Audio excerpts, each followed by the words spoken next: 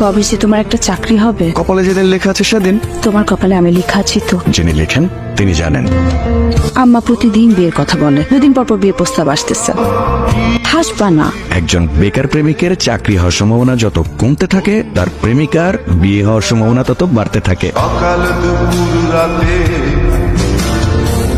তোমার মনে ছিল এত ছোট জামা? শোনো, আমাদের যখন বিয়ে হবে ছোট্ট তুলতুলে পরীর মধ্যে একটা মেয়ে বাচ্চা হবে, এই জামাটা তার জন্য রেখে দিও। সত্যি? ওনারা আমাকে জাস্ট বিয়ে দিয়ে দিবে হাসান। তুমি একটু স্থির হও। হাসান, তুমি আমার জীবনের প্রথম। আমি আমার জীবনের শেষ দিন পর্যন্ত তোমার সাথে থাকতে চাই। কিন্তু মনে হয় না এই চাকরিটা হবে। সামিয়া, কিছু হলো? ভালো কিছু হলে তো আমি তোমাকে জানাবো। তুমি এত অস্থির হচ্ছ কেন? রাখো। ভাইয়া, সামিয়া কোথায়?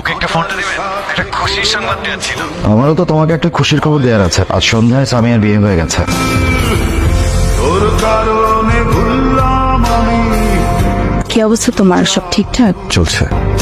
কোনো কাজে? আমার বাচ্চার বার্থডে, তোর কেক নিতে এসেছিলাম। বাচ্চা কত বড় হয়েছে? আমার মেয়ের বয়স 4। আচ্ছা, তোমার কি আমাদের সেই দিনগুলোর কথা মনে পড়ে?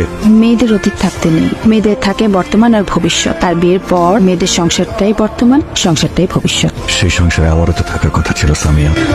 যে মানুষটা সবচেয়ে বেশি ভালো রাখতে পারে, সেই মানুষটা সবচেয়ে বেশি কষ্টও দিয়ে যেতে পারে। এত কিছুর পরেও আমি তোমার কাছে এসে কথা বলছি, জানো, কারণ সবকিছুর পরও তুমি আমার প্রথম প্রেম।